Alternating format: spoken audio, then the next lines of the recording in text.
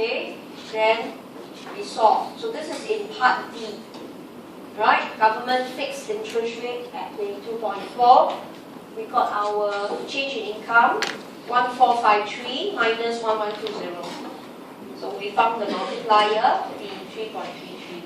But now if government fixed money supply at 100, which is what is asked in part E, okay, change in G was 100, but change in income was 200.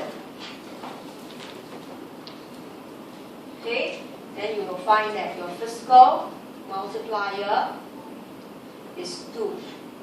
Okay, and you must highlight this is smaller than part D because crowding out occurs. Okay, so this is the answer. The question says discuss your result. Again means compare your outcome. So if you have no crowding out, income change was 3.33 times because interest rate was fixed.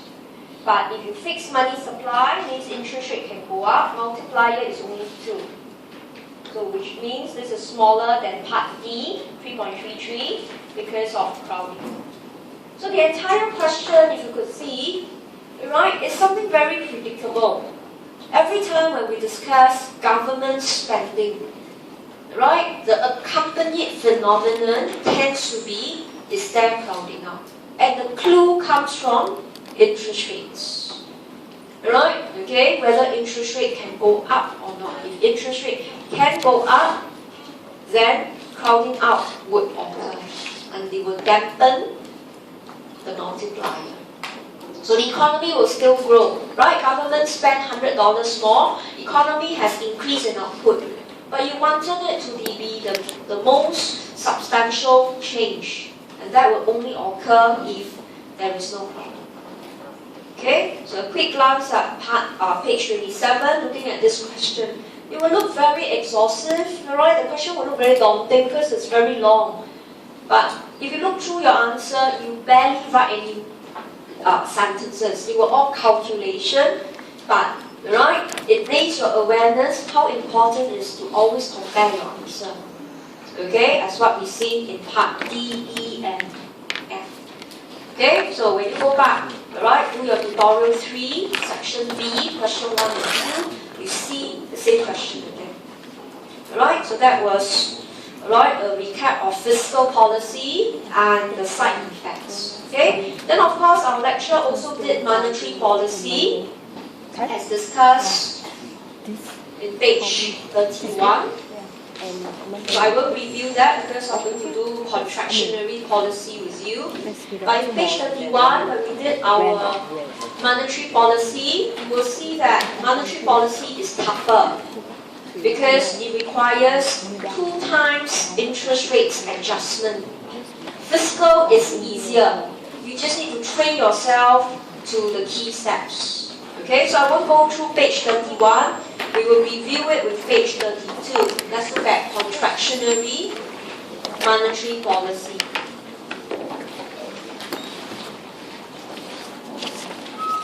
So you can see, alright, the last segment of our lecture, topic 5 on fiscal and monetary policy, is actually combining ISLM.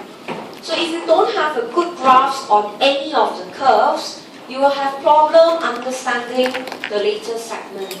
Okay, but you have to know, you cannot procrastinate because this will spill over all the way to topic 9. Everything will just roll on from here. There will be no new theories. You know, it's always built on, okay, on ISLM to get ADAS and then stabilization policies. Okay, so let's look at page 32, contractionary monetary policy. Okay, so take out almost 3/4 of the space to draw the diagram. Never stinge on space to draw diagram. Because you know, you need to see the shift, you need to change the slope. Right, so put in our axis. Okay, and a reminder for you, how you draw your LM. Exercise precision right from the start.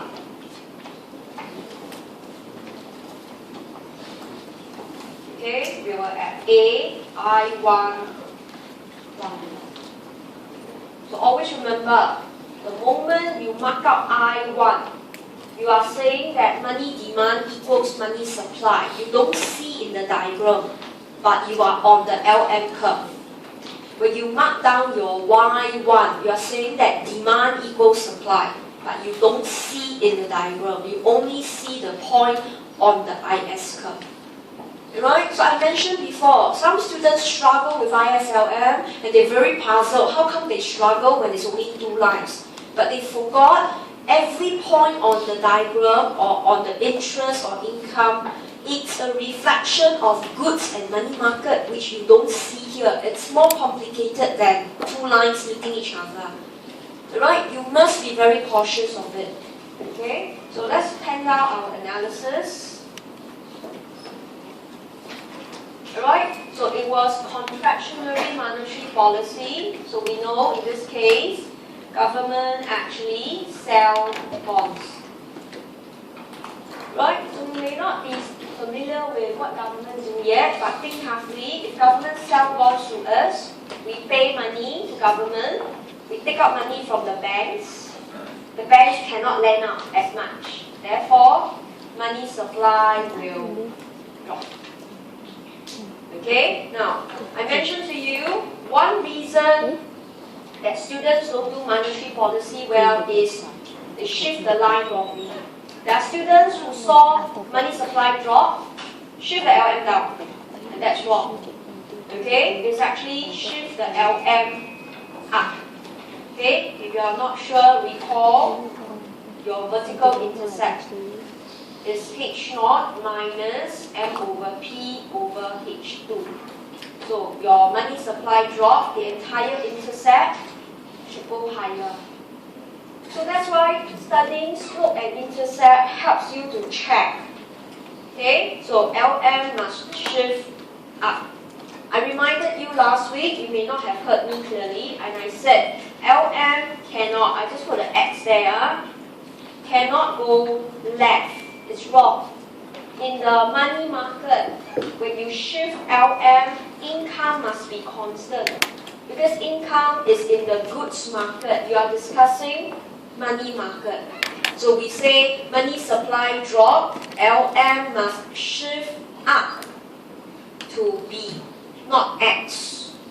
So 2 mistakes that students make. Number 1, they saw money supply drop, they happily draw the line low. That was a wrong start. The second wrong start is they may have checked the intercept going up, but they say go to X.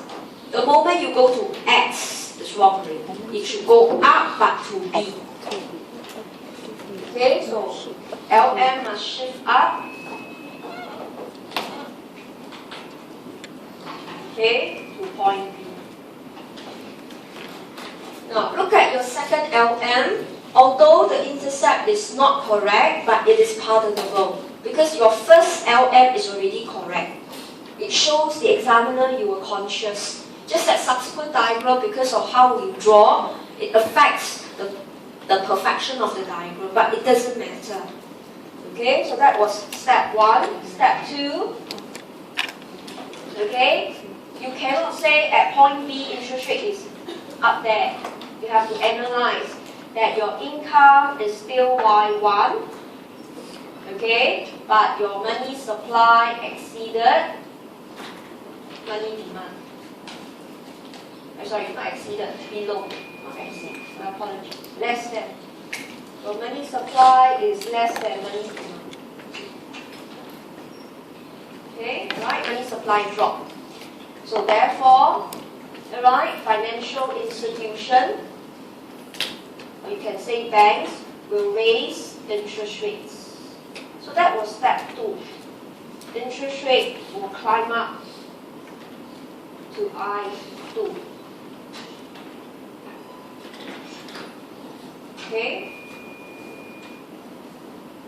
So how did the money market adjust it? Because if, right, money supply drop, financial institution, or you call banks, raise interest rate. Okay, individuals we know will buy, FA, money demand will drop, money supply at point